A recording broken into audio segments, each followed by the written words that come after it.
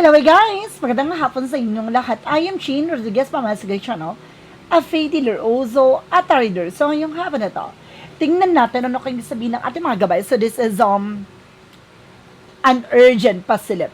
No, ang urgent pasilip para sa ating president na si President Bongbong Marcos Jr. So once again, ito ay pawang gabay lamang upang masilip yung mga bagay na posibleng mangyari sa kanya sa hinaharap, upang magsilbing gabay sa kanya. So guys, itong reading ito, pwede mangyari, pwede hindi mangyari, no? So guys, let's see. And of course, don't forget to like and subscribe my channel and hit the for more videos update. Okay, let's see. Gilapin natin at kasi natin maaring masagap natin sa energy ng ating president. This is an urgent pasilip. Let's see and watch this. Ano maaaring masagap natin sa energy ng ating president? Okay, so there's a Nine of Pentacles. There's a potential for a badass. Very independent. No, kaya niya tumayo sa sarili niyang paa. No? Naman yung mga bagay na nangyayari behind the scenes, no? Kumbaga may mga tao man na hindi sumusuporta sa kanya, no, sa ginagawa niya, talagang kaya niyang gawin ito na mag-isa. Parang ganyan. No, kaya niyang, kumbaga, gawin, no? Ano man yung bagay na kailangan niyang gawin. No, let's see. Well, there's additional messages. And there's a Four of Wands. So there's an event. There's a gathering na maaring mangyari at maganap. Na meron ditong event, no, gathering, celebration. What is additional messages? And of course, there's something guys with the Temperance. So there's something divine intervention. May mga paalala lang sa kanya na kailangan niya pa mag-pay attention. Not the Temperance, something patient. So kailangan niya kumalma. Habaan ang pasensya niya. Now at the same time, gawin niya yung mga bagay na kailangan niyang maisakatuparan as of now. The Temperance, something a divine intervention, no? Kailangan niya mag-set ng solid na foundation, solid boundaries, ganon. And there's the King of Pentacles, being practical at secure, no, sa situations niya. So, pinapangalagaan niya, pinoproteksyonan niya, ano man yung bagay na meron siya sa ngayon. And there's another one. So, there's something perseverance. So, nagtsatsaga siya, nagpapatuloy siya sa kanyang ginagawa.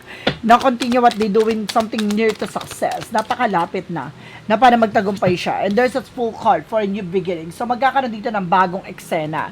Bagong simula. No, may panibagong eksena na maaaring mangyari at maganap. There's a Nine of Pentacles. Represent what?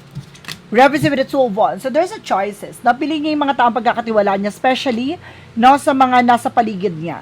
Now, there's a first step na kailangan niya gawin. There's a lot of places. Nakita niya, there's something, a map, na maaaring nakaplano na gawin tong bagay na to. Now, there's something, a project, a multiple project.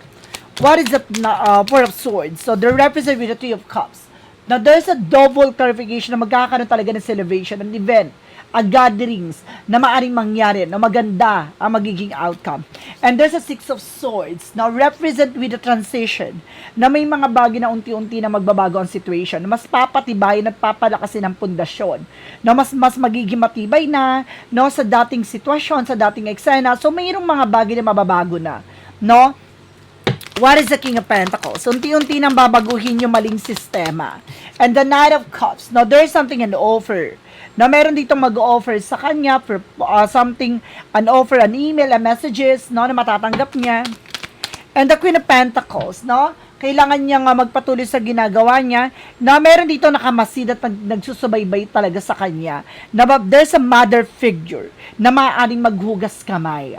What is that full card? Represents with a strength card, confidence. So, kailangan niya lakasan ng loob niya. There's something, the full card for a new beginning coming in. So, the more na confident siya, the more na malakas ang loob niya, the more na magsasucceed siya. Now, yung sinasabi na, confidence is your key to success. Now, what is the Nine of Pentacles with the Two of Wands?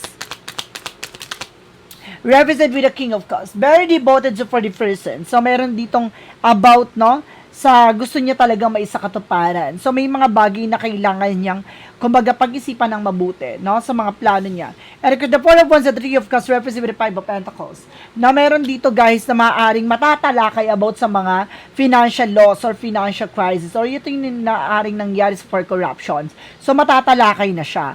No, merong maaaring mangyari dito, maaaring matutuklasan na, kumbaga, sino tong pinaka-biggest, no, fishes, no, na maaaring related sa flood control issues, no? Maaaring magkaroon dito ng a win-win-win outcome.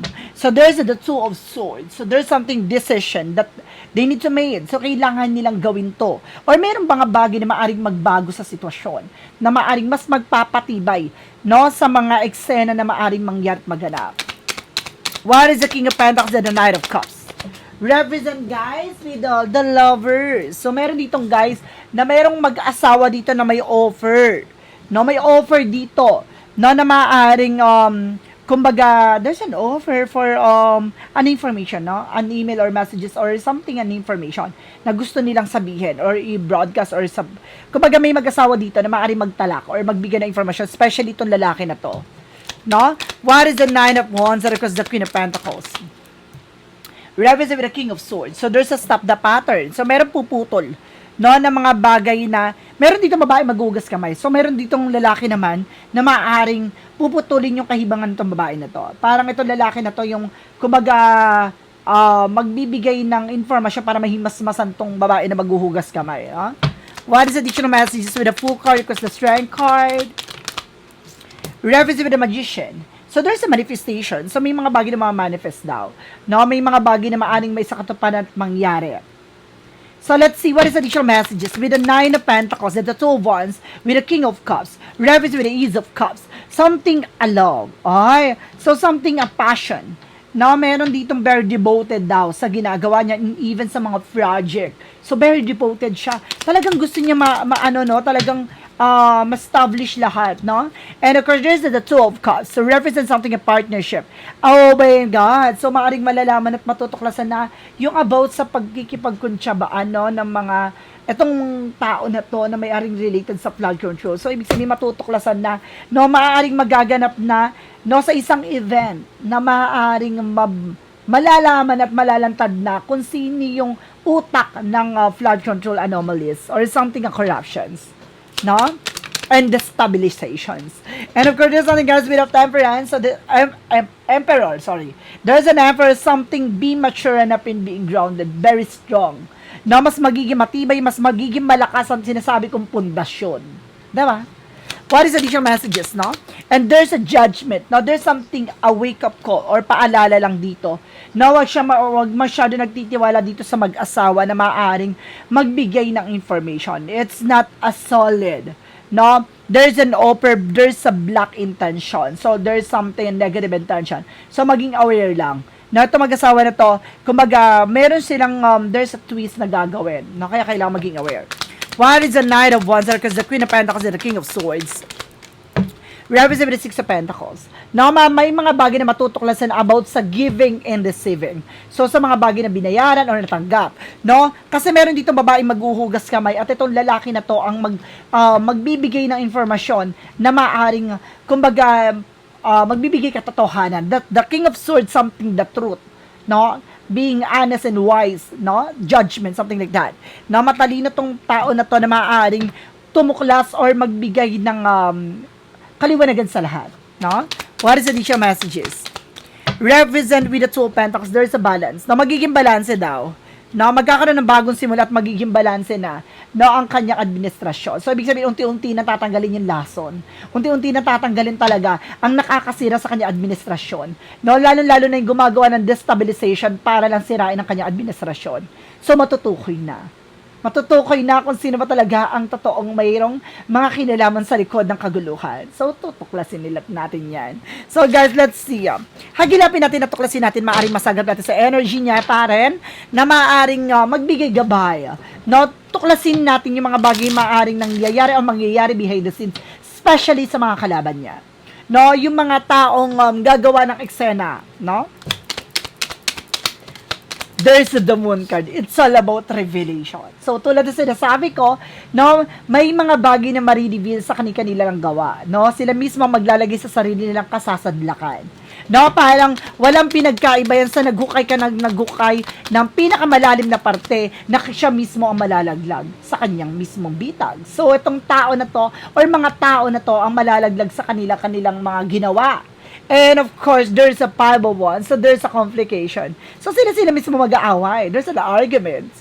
And of course, at the same time, there's the Queen of Cups. Lalo na itong babaeng very dramatically actress, there's a reflection na hawak-hawak. No, magbabounce back sa kanya. No, there's a mirror. ano man yung bagay na nakikita mo behind the scenes, maaring magre-reflect yun sa'yo. Diba?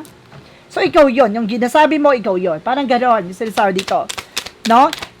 Itong babae na to ay maaaring maipit sa eksena na to. And this is the Queen of Swords. No, that there's a two girl na maaaring magkakaroon ng, kumbaga, palitan ng salita. So, ibig sabihin, magtatalo talaga tong dalawang babae na to dahil sa mga nangyari, no? Parang laglagan na nga.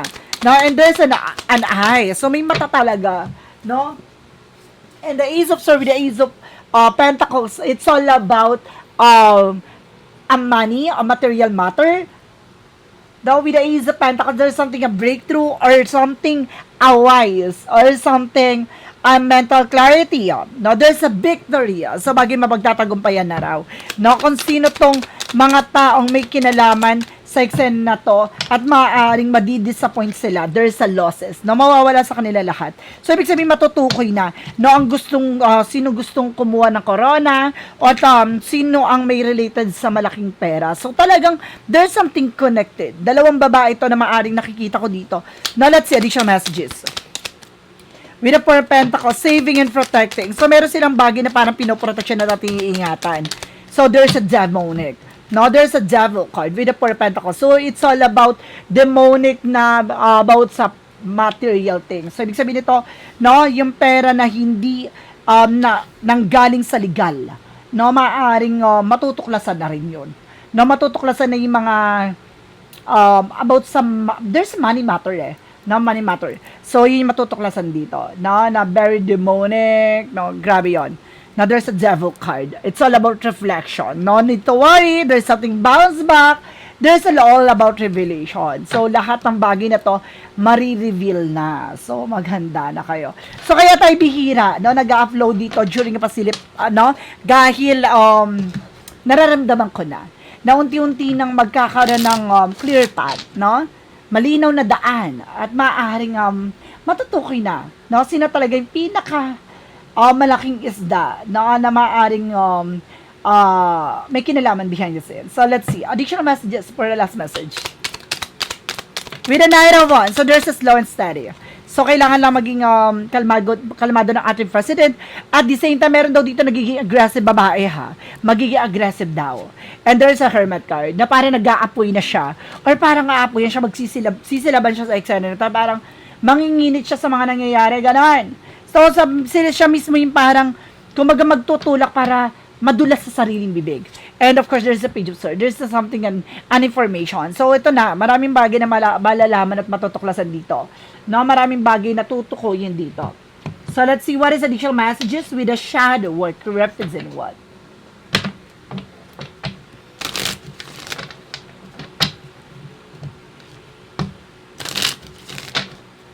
From the shadow work, there's a hidden desire. So, meron siyang pangarap na maaaring matagal nang gustong mangyari. Now, there's a hidden desires. Clarifying for a life situation.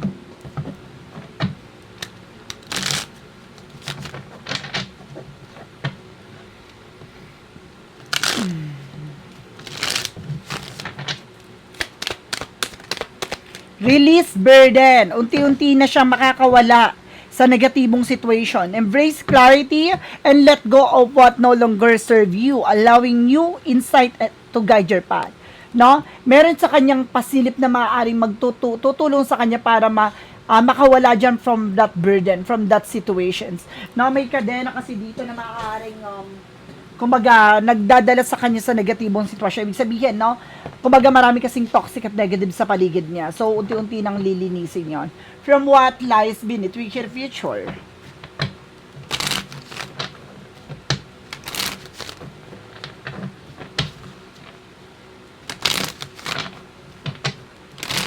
Let's see, just for please give me information po. Mag-ingat lang. So, there's a bad choices. Na mag-ingat lang ating president sa pagpili. Kasi meron siyang pipiliin dito or may mali siyang pinili. No? I feel, ito yung sa cabinet. Cabinet ba tawag doon? Cabinet. No? Cabinet or cabinet. Something like that.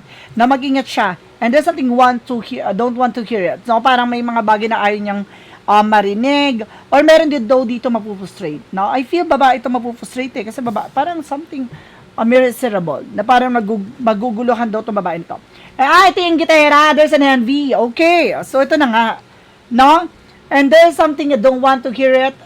And at the same time, mali daw pinili tong inggitera na to.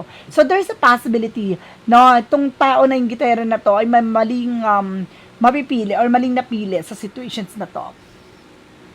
No, kaya lumabas to. Kasi there's an envy, may insecure, something like that. So guys, this is urgent pasilip na sa ating president, si President Bongbong Marcos Jr. So once again, ito ipawang gabay lamang upang masilip yung mga bagay na posibleng mangyari sa hinaharap, no? Pwede mangyari, pwede hindi mangyari itong reading na to. And of course, guys, don't forget to like and subscribe my channel and hit siya for more videos update.